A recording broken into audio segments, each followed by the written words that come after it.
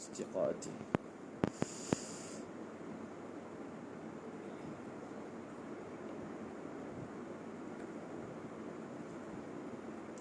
Wassahihu annahu والصحيح أنه لو تيقن أنه لم يرجع شيء إلى جوفه بطل.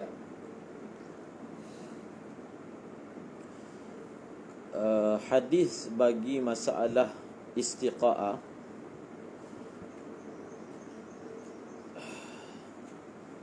yang ada di atas tu, man zara'ahul qai'u wa huwa sha'im falaysa alaihi qada wa man istaqa'a falyaqdi. Man zara'ahul qai'u wa huwa sha'imun falaysa alaihi qada wa man istaqa'a falyaqdi. Maka ketika membahaskan hadis ini,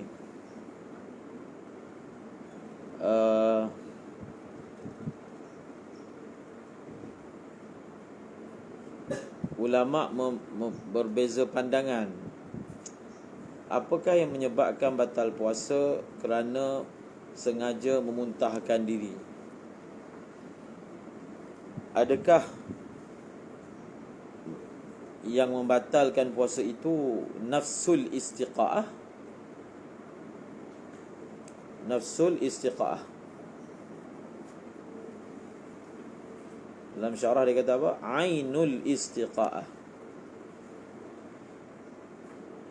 Dan kedua mengatakan yang membatalkan puasa sebab istiqa'ah itu kerana istiqa'ah ini adalah mazinnah ataupun mutadamminah kepada masuknya sesuatu ke dalam rongga walaupun sedikit. Kalau diambil wajah yang kedua, maka maknanya yang membatalkan puasa sebab istiqa'ah masih surah biasa. Surah biasa itu maksudnya masuknya sesuatu ke dalam rongga. Istiqa'ah itu bukan surah yang mustaqillah. Dia adalah mazinnah kepada masuknya sesuatu dan rongga yang memang sepakat membatalkan puasa. Maka berbeza pandangan dalam mentafsirkan hadis man dhara'ahul qai'u wa huwa sha'imun falaysa alaihi qada wa man istaqa'a falyaqdi. Pendapat yang muktamadnya, yang membatalkan puasa itu adalah istiqa'ah itu sendiri. Walaupun dia yakin tidak masuk sesuatu ke dalam rongga, tetap batal. Dia sama macam tidur. Macam tidur, kita ambil wuduk kemudian kita tidur. Tidur itu membatalkan wuduk walaupun dia yakin semasa dia tidur tidak ada sesuatu pun keluar daripada dubur dia. Dan kita ada bagi contoh, satu orang maksum, Nabi ke Rasul ke, bagi tahu kat dia yang semasa kamu tidur tadi tak ada apa pun keluar daripada dubur kamu, tetap batal apa?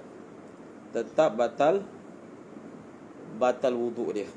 Kerana yang membatalkan wuduk itu tidur itu sendiri, bukan keluar sesuatu daripada dubur. Samalah juga macam masalah ni. Yang membatalkan puasa itu adalah perbuatan memuntahkan diri itu sendiri walaupun tidak masuk apa pun ke dalam rongga.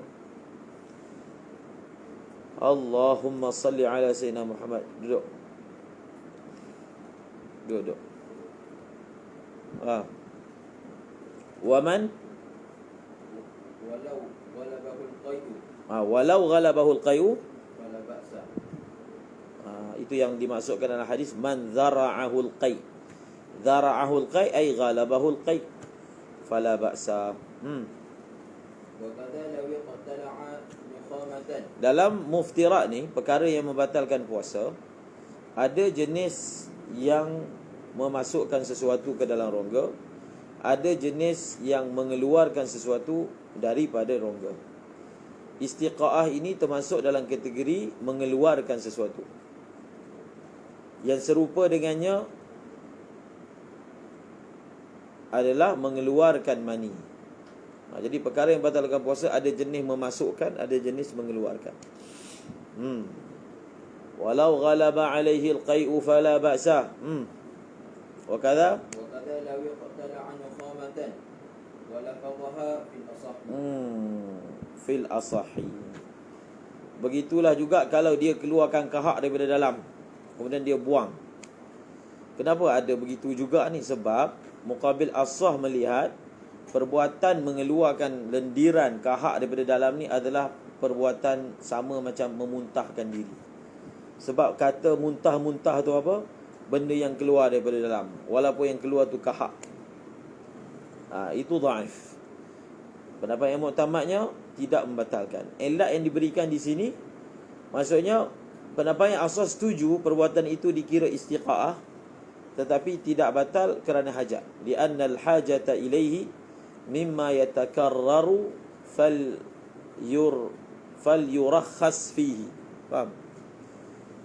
Dia tidak taklilkan mengeluarkan kahak itu bukan muntah. Kahak bukan muntah. Kahak muntah-muntah.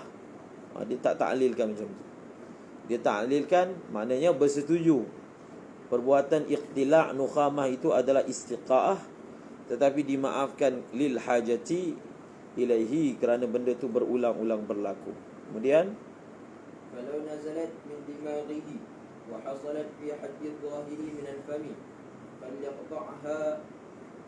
falyaqta'ha min majraha wal yamujjaha fa in tarakaha ma'al qudrati fa wasalat al-jawfa aftara fil asah. Dan sekiranya kahak itu turun lendiran kahak daripada atas, orang tak main kahak lah. Ini apa? Nukhamah. Kahak daripada atas main kahak tak? Dia punya apa dia panggil? Balgham tu kan, cair lendiran tu, dia datang daripada otak. Datang daripada atas lah. Kemudian dan lendiran itu terhasil pada had yang zahir daripada kawasan mulut. Jadi bila kita belajar bab puasa, kena tahu bab mulut ni mana bahagian zahir, mana bahagian batin. Dia ada beberapa situasi. Daripada zahir masuk ke zahir, daripada zahir masuk ke batin, daripada batin masuk ke batin, daripada batin keluar ke zahir. Faham? Itu dia ada 4 surah. Yang membatalkan puasa ialah daripada zahir masuk ke batin, batal puasa. Daripada zahir masuk ke zahir, apa contohnya? Air kita masuk dalam mulut, lepas tu dia kemam air tu, maka itu dipanggil luar mulut ni zahir, dalam mulut pun zahir, tak batal. Daripada batin masuk ke batin, batin tu masuk dalam ni, bahagian dalam ni. Ada khilaf, adakah dia makhraj ha ataupun makhraj kha. Kita ambil lah yang ha ini. Daripada sini dia telan ke bawah, itu dipanggil batin turun ke batin, tak ada apa-apa. Ataupun daripada batin keluar ke zahir, kahak ni dikeluarkan ke atas lidah, tak batal. Yang batal satu, mengeluarkan, memasukkan daripada hak zahir ke batin. Jadi batin ke batin ni contohnya daripada atas dimar tu, dia terus turun, tak lalu atas lidah, itu dipanggil daripada zahir, daripada batin turun ke batin. Sebab tu dia ada qaid wa hasalat fi hadd adh-dhahir min al-fami. Maka hendaklah dia memutuskan lendiran itu daripada tempat laluannya. Dan hendaklah dia meludahkannya. Lagi? Fa in tarakaha ma'al qudrati fa wasalat al-jawfa. Kalau dia telah membiarkan dalam keadaan dia mampu, ala dhalika ala al-qat'i wal majji, fa wasalatil jawfa aftara fil asah. Sebab apa? Taksir. Kamu dah belajar dalam Safina, orang yang mana dia sakit ataupun dia tua, dia kekuatan nak ludah tu tak ada. Jadi benda tu ada keluar masuk, dia tak boleh nak buang, maka dimaafkan. Dia tak ada kekuatan lontarkan benda tu, tak boleh. Muqabil asah kata la yuftir li'annahu lam yaf'al syai'an. Li'annahu lam yaf'al syai'an.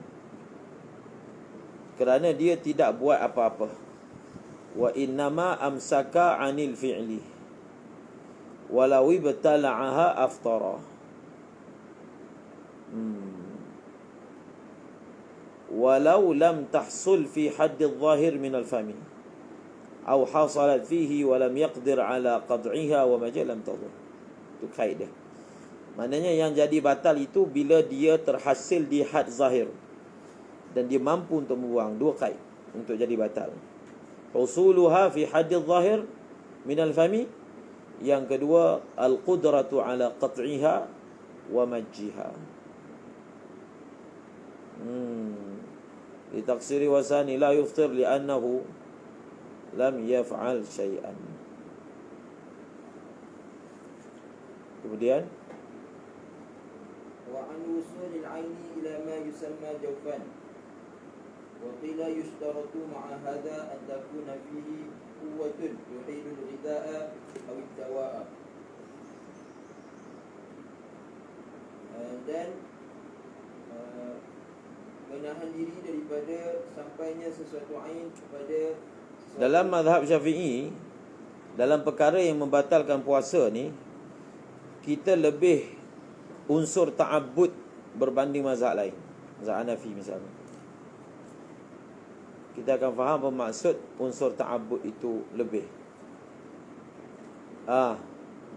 Setelah diterangkan tentang istiqa'ah tadi, al-imsak baca, menahan diri dan menahan diri daripada sampainya ain kepada perkara yang dinamakan sebagai kepada sesuatu yang dinamakan rongga. Okey. Dan dikatakan dan satu pendapat yang lemah disyaratkan bersama ini bahawasanya padanya terdapat kekuatan yang mengubah kepada gizi makanan dan juga ubat. Yang mengubah ubat. Okey.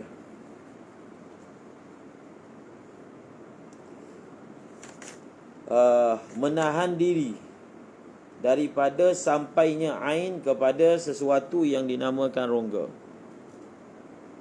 Ada berapa kaid? Ada berapa kaidkah untuk dikatakan membatalkan puasa? Adalah beberapa kaid. Tapi kaid yang asasnya adalah tahu sengaja. Maksudnya perkara ini berlaku dengan tahu dan sengaja. Dia tahu perkara yang dia buat itu membatalkan puasa dan dia sengaja berbuat demikian. Maknanya bukan dipaksa ataupun terlupa. Apakah perkara itu? Wusulul ain. Di syarat yang pertama, sampainya ain. Maka kalau yang masuk ke dalam rongga itu bukan ain, tak batal puasa. Kemudian yang kedua, ain itu masuk ke tempat ataupun ke bahagian yang dipanggil rongga. Kalau bahagian itu tidak dipanggil rongga, maka tidak membatalkan puasa. Kaid yang ketiga, sebenarnya 5 lah semua sekali. Kaid yang ketiga adalah rongga itu adalah jenis rongga yang terbuka. Rongga yang terbuka. Sekiranya 5 kaid tadi ada, maka batal. Ada satu wajah dhaif mengatakan rongga tu pula dia ada satu lagi syarat. Pada rongga itu ada quwwatu ihalatil ghizai wad dawa. Awid dawa. Quwwatu ihalati al-ghizai awid dawa. Faham? Apa maksudnya? Baca depan. Fa'alal wajhain. Fa'alal wajhaini batinul dimaghi wal batni wal am'a'i wal mathanati mufaddilun bil isti'ati aw al akli aw al huknati. Jadi faedah daripada khilaf tadi, ada bahagian-bahagian yang mana di atas dua-dua pendapat tu membatalkan puasa. Tak kisahlah atas pendapat yang mengatakan benda itu tidak disyaratkan, quwwatu ihalatil ghidha tadi, ataupun disyaratkan dalam surah-surah ini di sisi kedua wajah tadi membatalkan puasa. Apa dia? Masuknya sesuatu ke dalam kebahagian dalam dimag, otak. Masuknya sesuatu kebahagian dalam perut, kebahagian dalam usus, kebahagian dalam pundi kencing. Ini tanpa khilaf antara dua wajah tadi, bahawasanya membatalkan puasa. Bil apa? Bil isti'ab. Isti'ab maksudnya apa? Isti'ab ni adalah contoh kemasukan kebahagian pertama, batinud dimag. Batinud dimag. Al-aklu contoh kemasukan kepada batan, perut, ataupun al-huknah. Faham? Al-huknah. Ataupun dia masuk melalui jaifah ataupun makmumah. Okey. Baca lagi sekali. Muftirun bil isti'ati awil akli awil huknati. Awil usuli min jaifatin wa makmumatin wa nahwihima. Ataupun sampainya daripada perkara yang berongga dan juga perkara yang berada di hadapan dan seumpama kedua-duanya. Perlu ke hadapan. Baca balik fa'alal wajhain. Fa'alal wajhaini batinul dimaghi wal batni wal am'an. Terjemah. Maka mengikut dua wajah ini dalam bahagian otak dan perut, usus serta pundi kencing, membatalkan puasa dengan perbuatan isti'ab. Jadi kita ambil dulu pertama isti'ab. Isti'ab ni adalah memasukkan ubat melalui hidung. Faham? Su'ud kan dia panggil. Masukkan ubat. Masukkan air ke, masukkan ubat lesedung ke, masukkan sauda ke, minyak. Jadi dia sedut melalui hidung. Orang panggil isti'ab. Jadi bila sedut dari sini, dia akan sampai ke batinud dimag. Faham? Maka ini contoh bagaimana sesuatu ain masuk ke batinud dimag. Isti'ab yang pertama. Yang kedua, makan. Jadi makan ni adalah contoh sesuatu masuk ke dalam batan, perut, atas tu, batan. Batal. Ataupun dengan sebab tahan kencing. Tahan kencing. Tahan kencing. Batal puasa tahan kencing. Oh dahsyat. Baru dekal dengar. Tahan kencing batal puasa ke? Huknah. Huknah memasukkan ubat melalui saluran kencing. Sekarang ni huknah injection dengan huknah. Sekarang ni bahasa. Bila dalam kitab huknah ni maksudnya apa? Masukkan ubat melalui saluran kencing. So ubat. Masuk ubat dan ubat tu sampai ke mana? Pundi kencing. Jadi huknah ni adalah contoh untuk mathanah. Bagaimana proses sehingga masuknya sesuatu benda asing ke dalam pundi kencing. Melalui proses apa? Huknah. Kemudian ataupun dengan sebab sampainya daripada sesuatu yang berongga, ataupun jaifah, sesuatu berongga, ataupun masuknya sesuatu benda asing itu melalui jaifah. Tahu jaifah apa?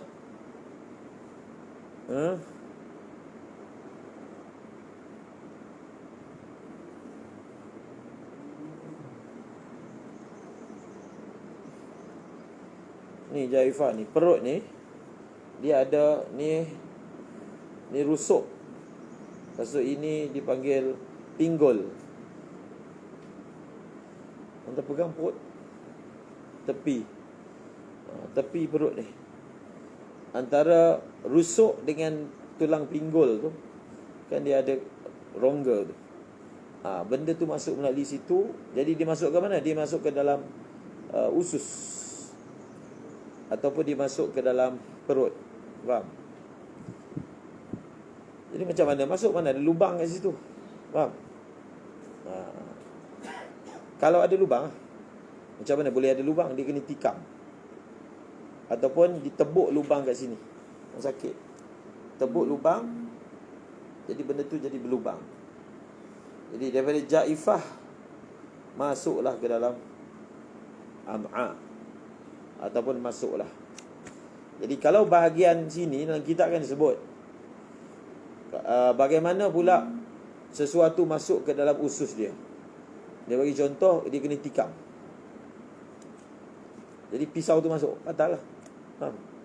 Ataupun memang kawasan ni berlubang, kita macam contohnya dibahaskan masalah insulin. Itu dibahaskan lah. Itu kena tengok dulu pembahasan tentang insulin. Sebab dalam kitab dia bagi contoh, pisau. Jadi pisau tu, dia asal perut dia tu tak ada lubang, tapi bila ditoreh dengan pisau mencipta lubang. Faham? Jadi dan dia masuk melalui itu. Ataupun bila dah berlubang, kita masukkan ubat melalui kawasan lubang yang ada di sini ke, dan masuk ke dalam usus. Faham? Itu taswir dia bagi masalah jaifah. Min jaifah. Kemudian yang di bahagian luar. benda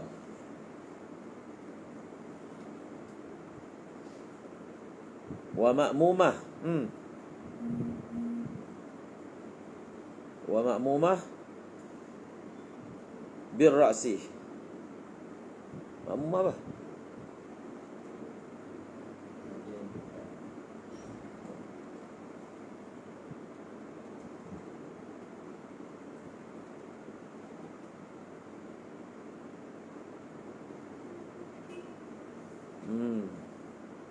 Apa dia? Anda kata apa?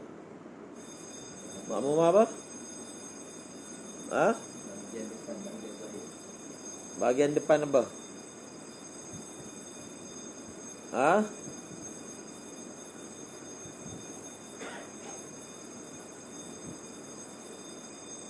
Ma'mumah apa dia?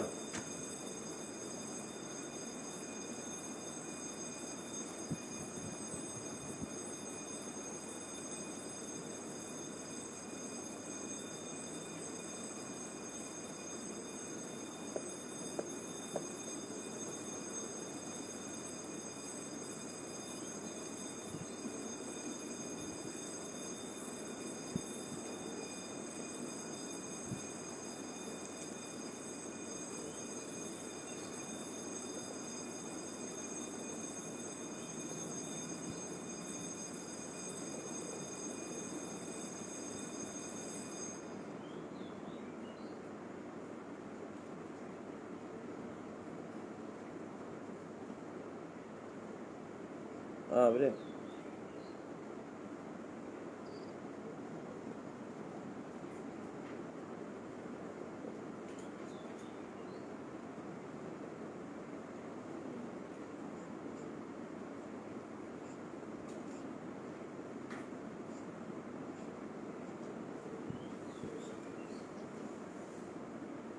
Cepat, siapa tahu? Luka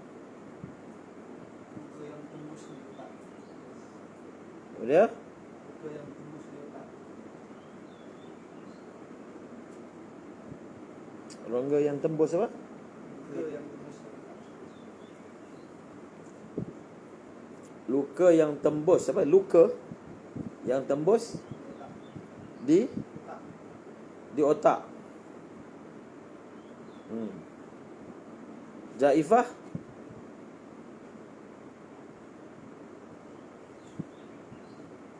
luka yang tembus di perut. Jadi dia ada dalam otak. Kemudian dia ada selaput, yang mana di bawah selaput tu otak. Jadi kalau dia luka daripada atas ni, dan benda tu masuk sampai ke selaput otak, itu pun membatalkan puasa. Walaupun dia tak masuk ke dalam batinud dimagh. Faham? Sama juga dalam syarah dia kata, walaupun luka yang daripada tepi perut ni, dia tak masuk sampai ke dalam usus, maka dia juga membatalkan puasa. Inilah yang dimaksudkan ada unsur ta'abbud. Ada unsur apa? Unsur ta'abbud. Sebab selalu dibayangkan batal puasa ni kalau satu orang tu dia sedang puasa, dia pergi makan. Jadi orang luka mana ada kenyang, tak batal lah puasa. Jadi menjadikan dhabit batal puasa tu ada istilah kenyang, hilang dahaga, tak. Bukan macam tu dhabit dia untuk kita kata batal puasa ataupun tidak. Kalau macam tu, nak kena kenyang dulu, makan sebutir nasi, tak batal lah puasa. Contoh kan? Tidak, batal puasa walaupun kerana memasukkan ubat. Jadi masalah dalam puasa ni, masalah yang paling penting sebenarnya dua. Pertama, masalah macam mana nak sabitkan awal Ramadan. Itu diperlukan ilmu falak dan seumpamanya. Ini yang kedua ni ialah masalah ni, dhabit. Kita kena tahu apakah dhabit untuk mengetahui perkara yang batalkan puasa ataupun tidak. Apatah lagi pada zaman sekarang ini, pelbagai jenis ubat yang diperkenalkan, yang diperlukan digunakan oleh pesakit kita bulan Ramadan. Maka pelbagailah dah ada dah senarai keputusan hukum bagi ubat-ubat moden ni, pelbagai. Contohnya cucuk insulin, injection, vaksin, swab. Kalau sekarang ni lah, swab semasa bulan puasa, injection di punggung, injection di perut. Itu membuat pemeriksaan mengandung ketika dalam bulan puasa. Pemeriksaan tu dimasukkan alat dalam alat kamera kan, masuk nak check. Jadi orang kata tak batal lah puasa, bukan kenyang pun masukkan alat tu. Dia jadi kenyang tak kenyang pula. Jadi kita kata siapa pula kata itu dhabit dia? Mana ada dhabit kenyang tak kenyang? Masuk sesuatu ke dalam rongga.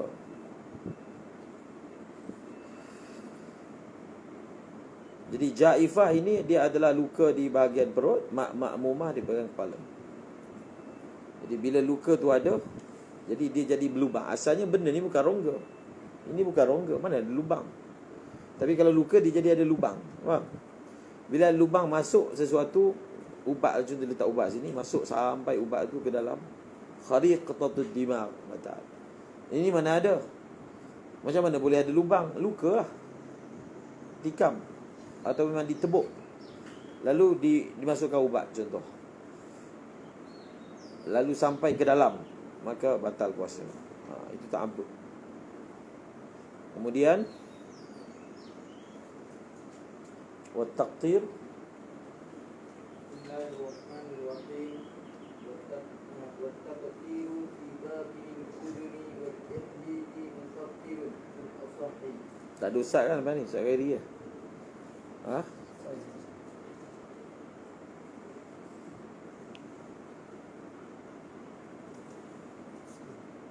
Setengah muka surat lagi? Setengah. Wa taqtiru fi batinil udhun. Wal ihli fatihah. Ini yang mana ada khilaf atas wajah yang kedua. Wajah yang kedua dia letak syarat, rongga-rongga yang masuk ain ke dalamnya yang batal puasa ni rongga yang jenis boleh proses ubat. Dia bukan hanya bila masuk sesuatu benda tu bertakung je, dia tak boleh nak proses, dia tak ada sistem penghadaman. Itu yang dimaksudkan tuhil tadi tu ibarat. Jadi maka dua rongga diambil di sini. Pertama dalam telinga, yang kedua saluran kencing, ureter. Jadi dalam telinga ni dia bukan macam dalam perut. Kalau kita masuk dalam perut, dia boleh proses, dia memang ada daya penghadaman. Kita masukkan ubat dalam pundi kencing, so boleh. Tapi kalau masukkan dalam sadiran kencing, dia macam masuk dalam paip, dia tak ada apa-apa. Tak ada quwwatu ihalatil ghidha awid dawa. Tak ada. Maka muqabil asah kata menitiskan sesuatu ke dalam telinga tu tak batal puasa. Atas wajah yang mensyaratkan jauf itu adalah fihi quwwatu ihalatil ghidha awid dawa. Wa taqtiru fi batinil udhuni wal ihlili mufattirun fil asah min al wajhaini al madhkuraini kama fil muharrar li'annahu fi jawfin ghairi muhil walau awsala ad-dawa li jarahatin 'ala as-saq ila dakhilil laham. Dia ada luka dekat betih, berlubang masuk sampai ke daging, aw gharaza fihi sikinan, ataupun dia cocok dekat dalam betih dia itu sampai ke tulang sumsum, mukh tu tulang sumsum, lam yuftir. Faham tak? Kerana apa? Walaupun kita tebuk lubang sampai ke dalam, dia tak ada rongga. Faham tak? Betih ni mana rongga, daging tulang. Beza perut, kalau tebuk ni ada lubang, faham? Dalam ni dia ada rongga. Jadi sebab itu dia kata walau awsala dawa li jirahah ala saqi ila dakhilil laham aw gharas tikam fihi sikinan wasalat mukhahu lam yufattir li'annahu laysa bijawfin walau ta'ana nafsahu aw ta'anahu ghairuhu bi'idhnihi fawasala sikin jawfa aftara. Kalau satu orang tu dia kena tikam, lalu pisau masuk dalam dia punya usus dia, tak batal puasa sebab tak sengaja. Tapi kalau dia kata tikam saya, lepas tu orang tu tikam, maka batal puasa sebab dia sengaja membiarkan sesuatu masuk ke dalam rongga dia, ataupun dia yang buat sendiri. Okey. Jadi ibarat tikam apa semua yang lama yang dibawa oleh ulama boleh digunakan untuk yang sekarang ini, bagaimana ruang-ruang ditebuk sehingga dia ada lubang permanen. Faham? Dekat perut dia tu ada lubang permanen untuk masukkan sesuatu. Jadi di situlah kegunaan ibarat ni untuk menyatakan batal ataupun tidak. Faham?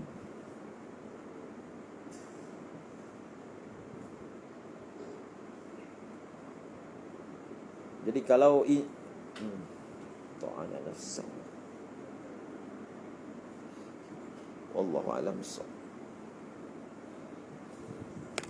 Subhanallah, subhanallah.